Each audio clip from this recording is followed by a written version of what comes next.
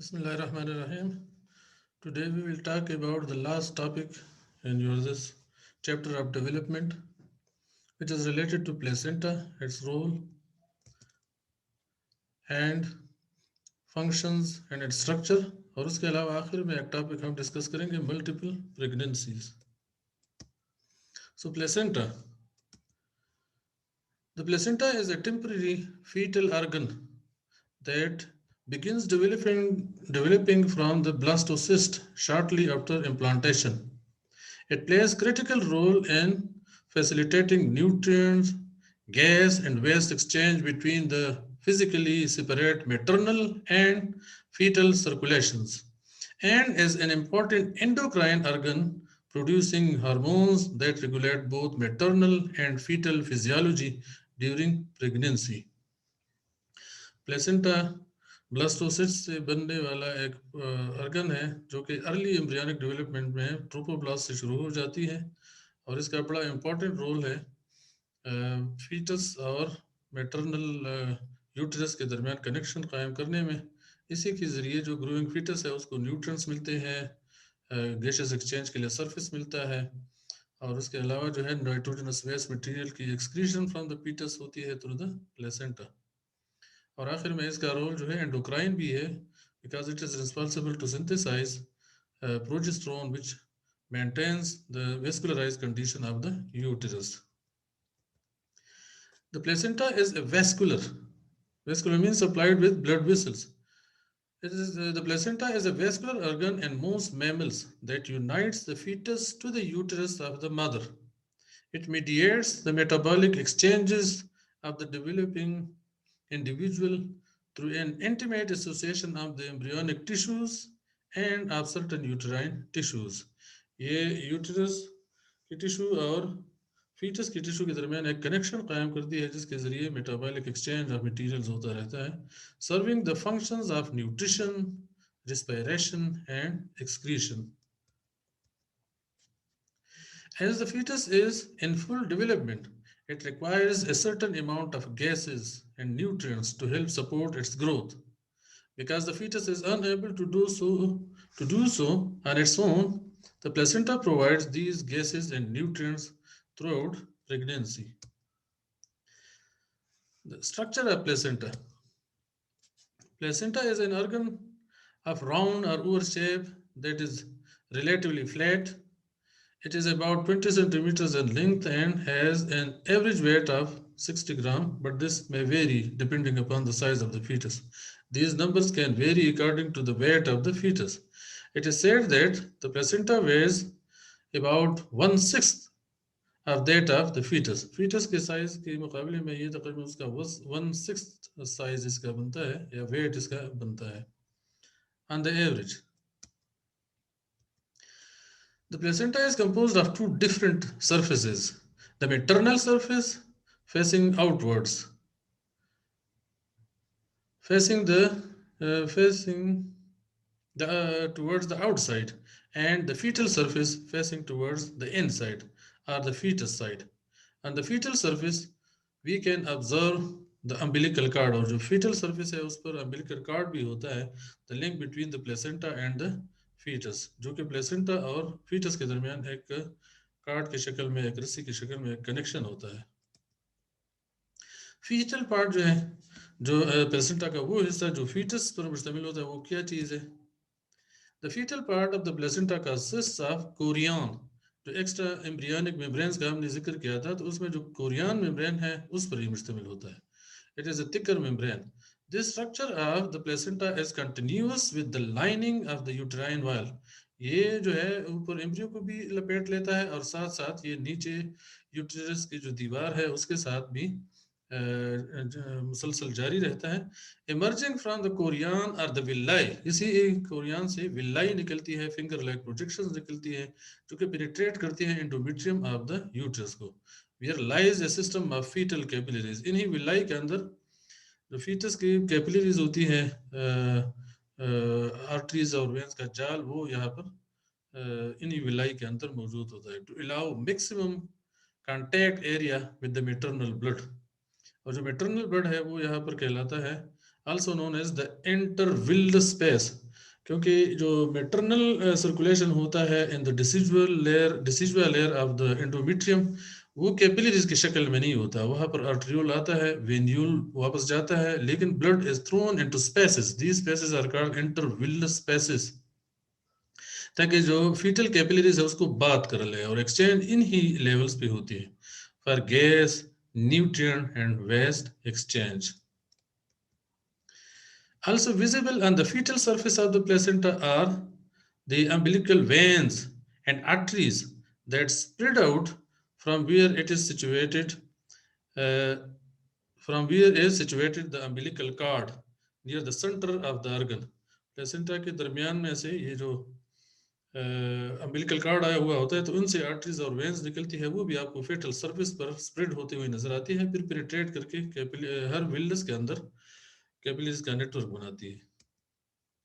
Maternal surface जो है, जो यूट्रस की तरफ होगा, आउटसाइड की तरफ होगा, वो क्या होता है? The maternal surface of the placenta is composed of the endometrial lining of the uterus, और एंडोमेट्रियल का वो लाइनिंग जो कि ये वाला हिस्सा बनाती है, उसको डिसिजुआ कहते हैं। डिसिजुआ, डिसिजुआ इसलिए कि वो गिरता रहता है आम मेंस्ट्रुअल साइकिल में हर महीने, और अगर गेस्टेशन हो तो 9वें महीने के बाद along the process of labour वो जिसम से निकलता है, इसलिए इसको डिसिजुआ कहते हैं। तो जो मेटरनल सरफेस है वो इंडोमेट्रियल लाइनिंग का वो लेयर जिसको हम डिसिजुआ कहते हैं उस पर मुश्तमिल होता है। It is this portion that gives the structure a dark red blood like appearance. तो प्लेसेंटा का रंग जो सुर्ख होता है वो इसी मेटरनल सरफेस की वजह से होता है, क्योंकि यहाँ पर ब्लड कैपिलरीज आकर जो इंटरविलस स्पेसेस होती है उनमें खून छोड़ लेती है, बात करती है villi of the fetal phase को।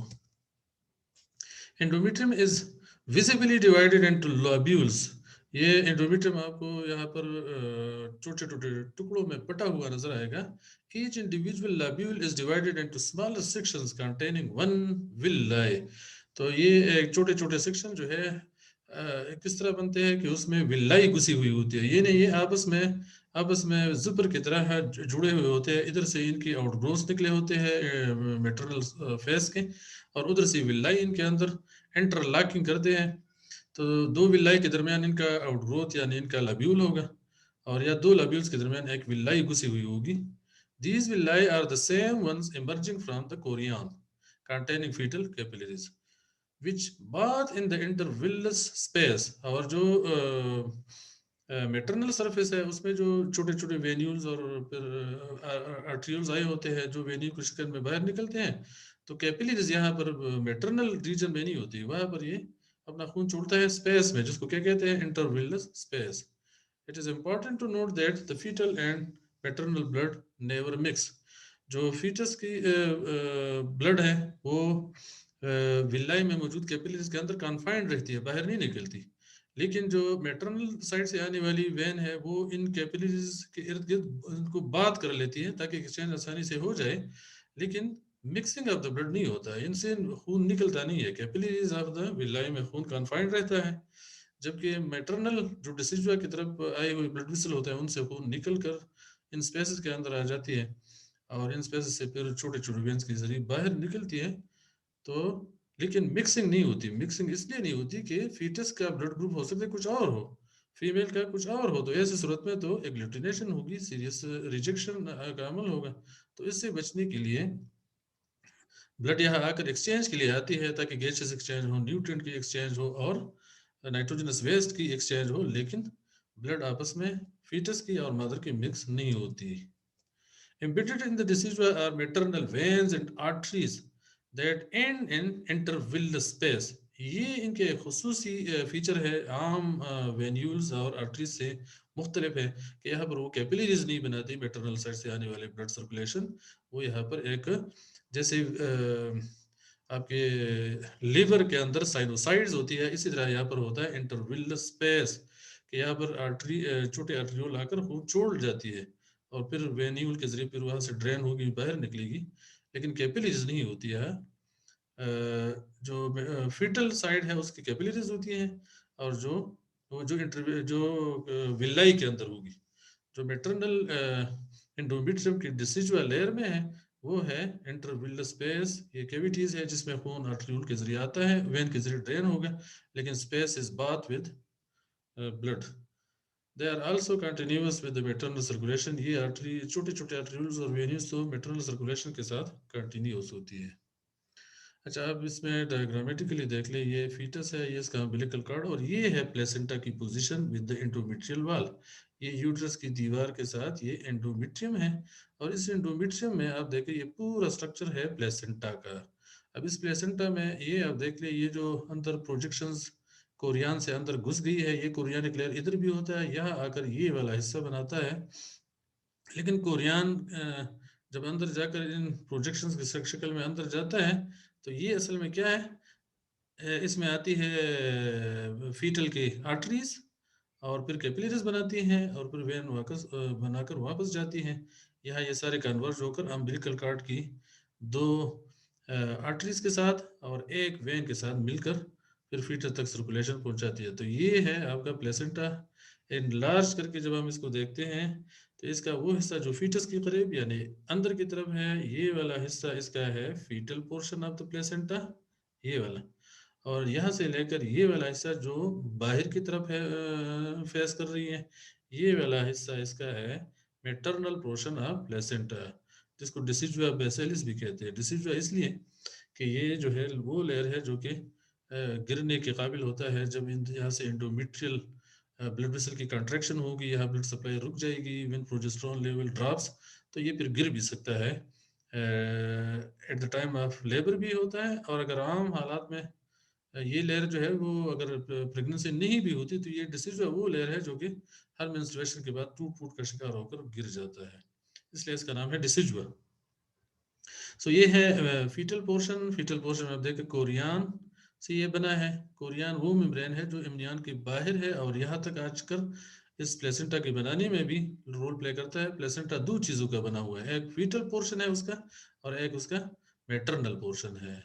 तो जो फीटल पोर्शन है उसमें आप देखिए ये वाला हिस्सा है, यहाँ तक ये जो है कोरियानिक विल्लस है। ये विल्लस अंदर घुसकर क्या बना रही है, इसमें आया है आर्टरी ऑफ द फीटस, फिर जो जाल बना रही है कैपिलरीज का, तो फेटल वेन है, फिर फेटल आर्ट्रियोल है, और दरम्यान में उसने कैपिलरीज बनाई हैं, इसी तरह हर एक ने, और ये फिर यूनाइट होकर इधर सरफेस के करीब आ जाती हैं।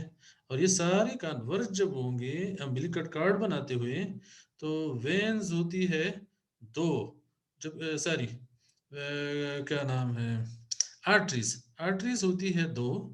ये आर्टरीज इसलिए ब्लू दिखाई गई है कि ये फीटस से आ रही है, और फीटस में जो खून है वो तो डीऑक्सीजनेटेड है, इसलिए they have been shown blue. तो दो आर्टरीज आती हैं एक अम्बिलिकल कार्ड में, और जब यहाँ पर एक्सचेंज होकर ये सारे छोटे छोटे जो वेन्यूज और वेन्स है वो यूनाइट होकर कॉमनली फिर फीटस की तरफ वापस जाएंगी। तो ये है क्या वेन, क्योंकि हार्ट ऑफ द फीटस की तरफ जा रहा है, वेन है, लेकिन इसको रेड इसलिए दिखाया गया है कि it will carry now oxygenated blood. तो वेन जो फीटस में होता है वो एक होता है, आर्टरीज इसमें जो फीटस से आकर इधर मेटरनल सर्कुलेशन की तरफ आती है, they are two vein number. तो ये जो हिस्सा है जिसमें ये पूरा हिस्सा है जिसमें अम्बिलिकल कार्ड भी शामिल है, और इधर से निकलने वाले फिर जो आर्टरीज आई थी उनके शाखे, फिर उधर उधर से हर इंटरविल स्पेस की तरफ घुसने वाला विल्लाई, ये है विल्लाई। ठीक है, सो ये विल्लाई कहीं दिखाए गए हैं नहीं, तो ये है एक विल्लाई।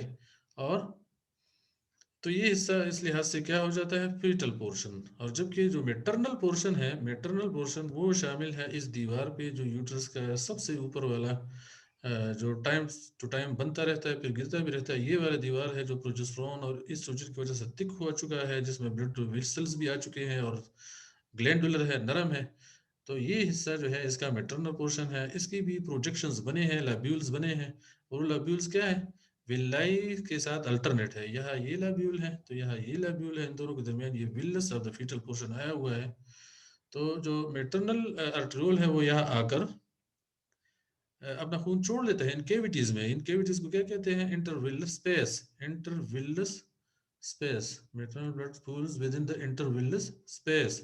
और फिर यहाँ से वेन्यूल्स के जरिए वापस जाएगा, ये इसके आर्ट्रियोल्स है, ये यहाँ से निकलने वाले फिर वेन्यूल्स है जो कि मैटरनल सर्कुलेशन के साथ बाद में मिल जाती है। आप देखें इनकी यूनिकनेस ये है कि आर्ट्रियोल जो कि ऑक्सीजनेटेड ब्लड लेके आता है, यहाँ कैपिलरीज खुद नहीं बनाता, वो अपना खून छोड़ जाता है।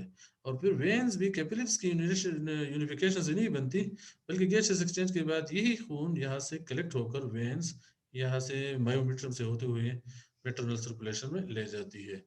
सो मैटरनल सर्कुलेशन में है, मैटरनल पोर्शन में ये इंटरविल स्पेसेस हैं, ये मायोमीट्रियम की दीवार है, सॉरी एंडोमीट्रियम की डिसिडुअस बेसिलस, और इधर मैटरनल आर्टरीज आर्ट्रियोल्स, और फिर यहाँ से ये बने हुए साइनोस, ये जो इंटरविल स्पेसेस है जो साइनोसाइड्स है जिनमें बात हो रही है capillaries of the fetal portion, और फिर यहाँ से वेन्यूल के जरिए सर्कुलेशन बाहर जाता है। तो दी रीजन जो है प्लेसेंटा का कौन सा है, मैटरनल है, ठीक है।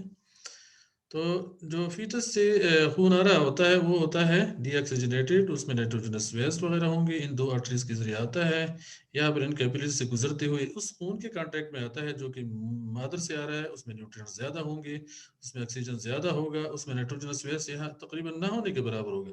तो इसी लेवल पर होती है एक्सचेंज, इसी मैटरनल खून से या सॉरी फीटल खून से नाइट्रोजन निकलेगा, कार्बन डाइऑक्साइड छोड़ेगा, इन रिटर्न ऑक्सीजन लेगा, न्यूट्रिएंट्स इधर से लेगा, और यहाँ से जाते हुए जब ये वेन जाएगा single when, so it is now shown red, means कि ऑक्सीजनेटेड खून होगी, साफ होगी, उसमें न्यूट्रिएंट्स होंगे जो कि फीटस तक पहुंचाए जाएंगे, ठीक है। और ये जो स्ट्रक्चर इन दोनों तमाम आर्टरीज, एक ही आर्टरी जो अभी वेन जो बना है, और जो यहाँ से आने वाले दो वेन्स थे वो ये है, और ये कहलाते हैं अम्बिलिकल आर्टरीज, दो हैं, और अम्बिलिकल वेन जो कि एक है, और इर्द गिर्द एक जेली लाइक मटेरियल भी इसको सराउंड करती है जो कोरियन का हिस्सा है। ये पूरा स्ट्रक्चर बनता है अम्बिलिकल कार्ड, जो कि पीटस और प्लेसेंटा के दरमियान एक कनेक्शन है।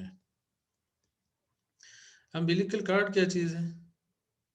The umbilical cord emerges from the fetal side of the placenta. Placenta के फीटल साइड से निकलता है to the belly button region of the fetus, और जो नेवल रीजन है हमारा उस तक ये, जिसको बिली बटन भी कहते हैं, उस रीजन तक ये जाकर वहाँ कनेक्ट रहता है, कनेक्टेड होता है।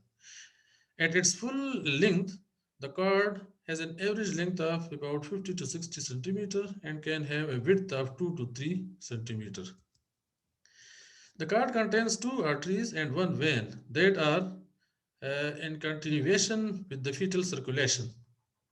These vessels are longer than the cord, जो umbilical cord की अपनी लंबाई उससे भी लंबे होते हैं, and tend to twist and spiral to add strength and protect against entanglement, compression and tension.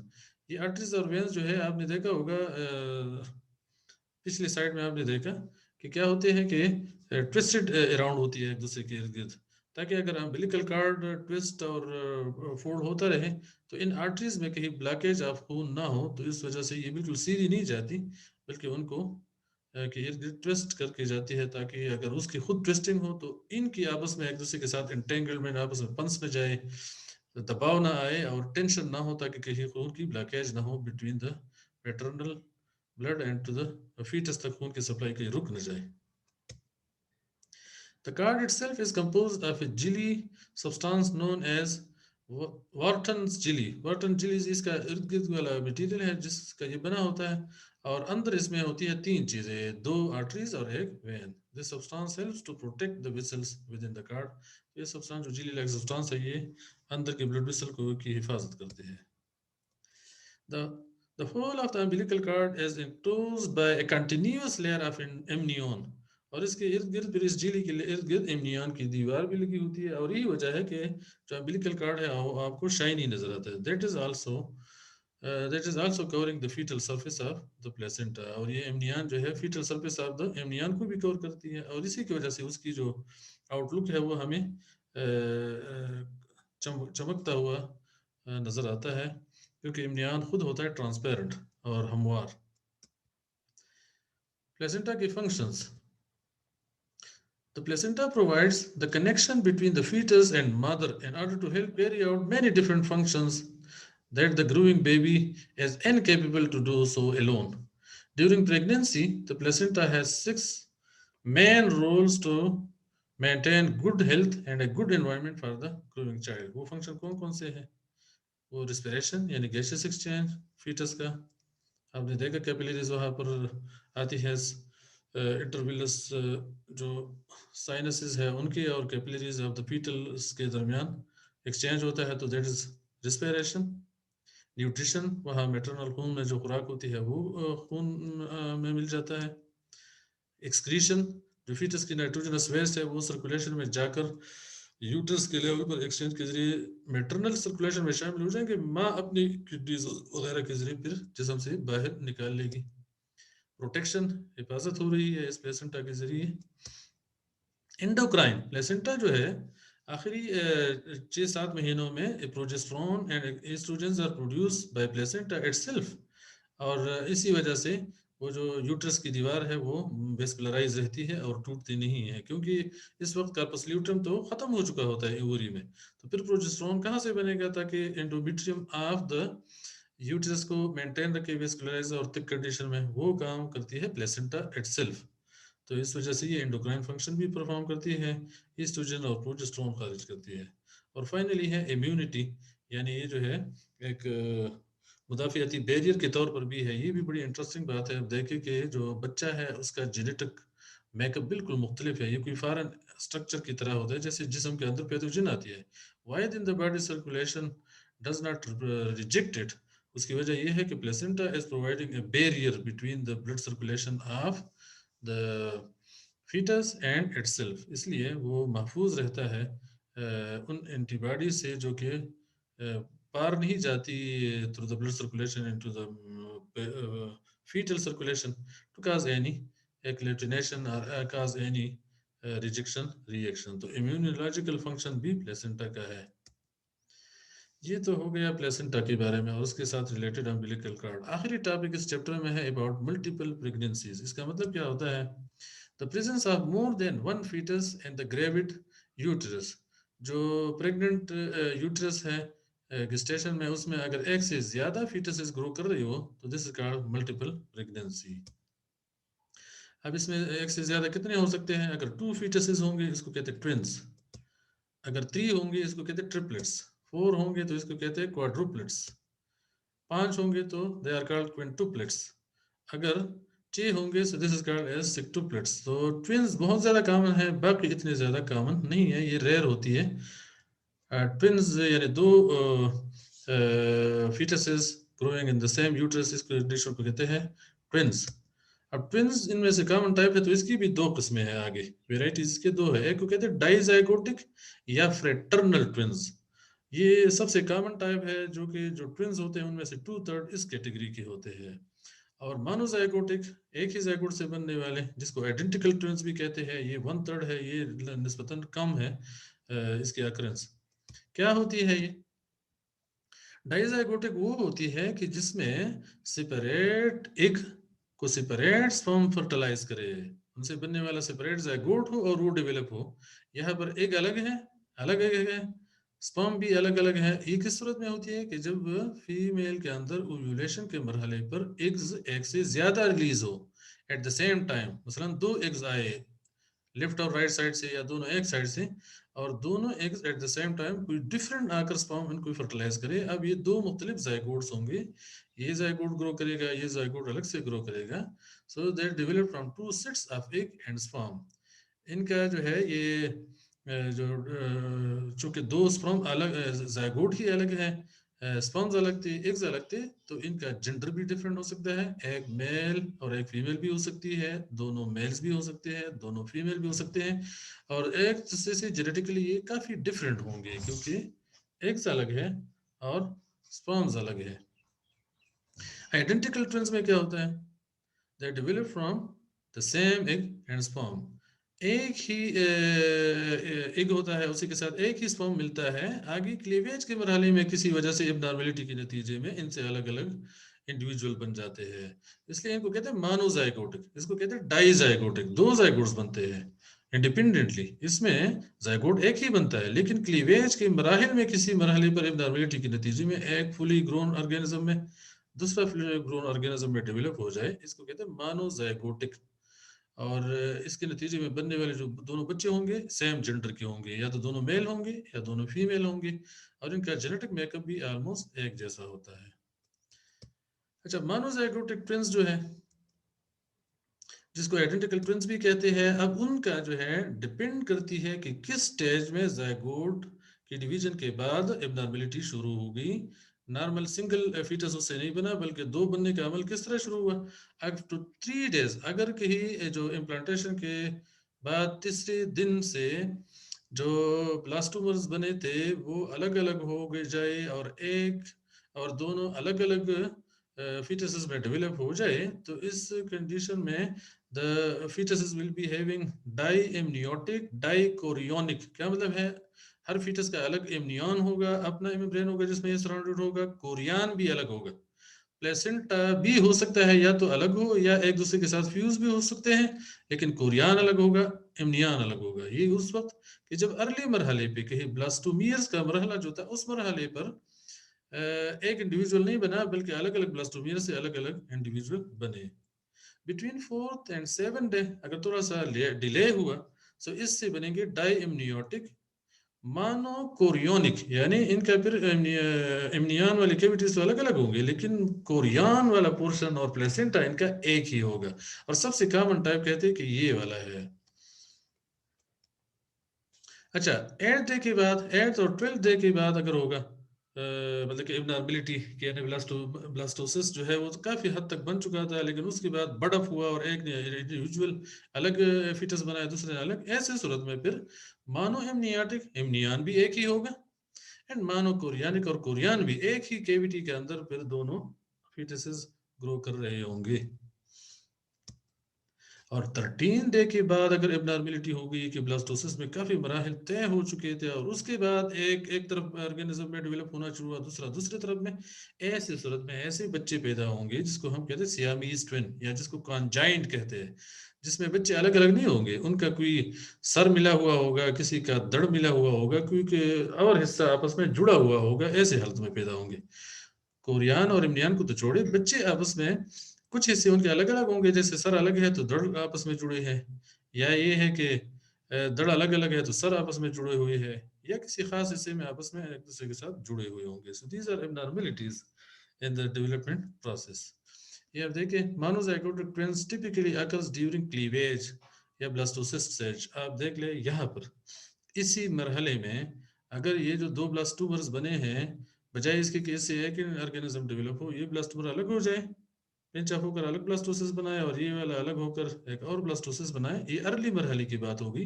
तब ये इंडिपेंडेंट इंडिविजुअल बनेगा, ये इंडिपेंडेंट इंडिविजुअल बनेगा। अब देखिए, इनका इम्नियन भी अलग है और इनका प्लेसेंटा भी अलग अलग है, ठीक है। लेकिन अगर ब्लास्टोसिस बन गया है, लेकिन इसमें जो इनर सेल मास था वो कहीं एक दूसरे से अलग हो जाए, और एक अलग अपना एपिब्लास्ट और हाइपोब्लास्ट बनाए और दूसरा अलग बनाए, ऐसे सूरत में आप देखेंगे कि एमनियन इनके दो अलग अलग होंगे, लेकिन इनका जो कोरियन है वो एक होगा। सो इसको कहते हैं डाई एमनियोटिक मोनोकोरियोटिक ट्विंस। और ये आप देखें कि इनका जो प्लेसेंटा है वो भी एक ही है। लेकिन अगर ये मजीद डिले हो जाए, मजीद डिले हो जाए, आप देखें कि यहाँ तक जुड़े हुए हैं और बच्चे अभी बनने के मराहल में है, कुछ ऑर्गन्स भी डेवलप होना शुरू हो गए थे, कि तब जाकर कहीं ये एबनॉर्मेलिटी शुरू हो गई, और एक इंडिपेंडेंट ऑर्गेनिज्म में और दूसरे इंडिपेंडेंट फीटस में ग्रो करने की जरूरत लेट स्टेज में की। तो ऐसी सूरत में जो मल्टीपल प्रेगनेंसी होगी, उसमें आप देखें कि एक ही एमनियन के अंदर, एक ही कोरियन के अंदर बच्चे डेवलप, न सिर्फ ये कि डेवलप हो रहे हैं, बल्कि कुछ हिस्से आपस में जुड़े हुए भी आपको नजर आते हैं। सो ये तब होगा कि जब जो इंडिपेंडेंट इंडिविजुअल में ग्रो करने का मरहला कि डिले हो जाए, 14 दिन के बाद हो, तो ऐसी सूरत में आपको ये सियामीज ट्विन या कॉन्जाइंट ट्विंस नजर आएंगे। ये अब देखिए, दोबारा देखिए, ये मानो कोरियाटिक मानो इम्नियाटिक, इम्नियान भी एक है, कोरियन भी एक है, तो प्लेसेंटा जाहिर है एक ही होगा। इस सूरत में मानो कोरियाटिक डाई इम्नियाटिक, इम्नियान अलग अलग है लेकिन कोरियन एक ही है, और प्लेसेंटा भी एक ही है। इस सूरत में डाई कोरियाटिक डाई इम्नियाटिक प्लेसेंटा फ्यूज, इसमें अर्ली मरहले पे अलग हुए थे, इसलिए कोरियन अलग है और इम्नियान अलग है। लेकिन प्लेसेंटा के बाद में आकर एक दूसरे के साथ यूट्रस की दीवार में फ्यूज होकर एक नजर आता है, तो फ्यूज्ड प्लेसेंटा। और इस सूरत में आप देखें कि डाइकोरियोनिक डाइम्नियोटिक ये कहीं अर्ली मरहले में अगर होगी क्लीवेज की एबनॉर्मेलिटी और दोनों ब्लास्टोमर्स अलग अलग इंडिविजुअल में डेवलप हो, तो इस सूरत में प्लेसेंटा भी अलग है, कोरियन भी अलग है और एमनियन भी अलग है। तो इसको कहेंगे डाइकोरियोनिक डाइम्नियोटिक सेपरेट और प्लेसेंटा भी सेपरेट। अच्छा, इन दोनों में डिफरेंस क्या होती है? Differences in zygosity. Monozygotic twins जो है उनका एक ही हुआ होता है, एक ही स्पर्म इसको फ्यूज करके सिंगल जाइगोट बनाती है, इसलिए इसको कहते हैं मोनोजाइगोटिक। यहाँ पर ट्विंस इसलिए बनते हैं कि क्लीवेज के मरहले के बाद जो ब्लास्टोमियर्स होते हैं वो इंडिपेंडेंट ऑर्गेनिज्म में डेवलप होना शुरू कर देते हैं, इसलिए ये एक ही जेनेटिक मेकअप ही होंगे, तो इसलिए इनका सिक्स सेम होगा, या तो दोनों मेल होंगे या दोनों फीमेल होंगे। आइडेंटिकल फीचर्स इनकी जेनेटिक खसूसियात या जो फिनोटाइप्स है वो एक जैसे होंगे। इनकी प्लेसेंटा सिंगल भी हो सकती है, डबल भी हो सकती है, जैसे पीछे मैंने आपको दिखाया। और इनका जेनेटिक मेकअप एक होगा, सेम जेनेटिक फीचर्स। डाइजाइगोटिक जो है उनमें वो अभी अलग अलग है, तो दो अलग अलग हुए हैं, उनको फर्टिलाइज करने के लिए स्पर्म भी अलग अलग आ रहे हैं, इसलिए दो जाइगोट्स बन रहे हैं, इसलिए इसको कहते हैं डाइजाइगोटिक। इनमें सेम जेंडर के भी दोनों बच्चे हो सकते हैं, मेल होंगे दोनों, या दोनों फीमेल भी हो सकते हैं, या एक मेल और एक फीमेल भी हो सकता है, सेम और अपोजिट सेक्स। इनमें फ्रेटर्नल रिजेम्बलेंस होगी, यानी फादर की तरह, या जो मतलब कि एक खानदान में खुसूसियात की रिजेम्बलेंस होगी वो तो हमें नजर आएगी, लेकिन एक जैसे हूबहू एक जैसे नहीं होंगे। डबल आर समटाइम्स फ्यूज, यानी इनके जो प्लेसेंटा है वो एक नहीं होगी, अलग अलग होगी। लेकिन कई बार दफा ये है कि पहलते पहलते आपस में फ्यूज हो सकती है, लेकिन अमूमन अलग अलग होती है, और इनका जेनेटिक मेकअप जो है वो एक दूसरे से मुख्तलिफ होता है। So with that we come to the end of the chapter related to development.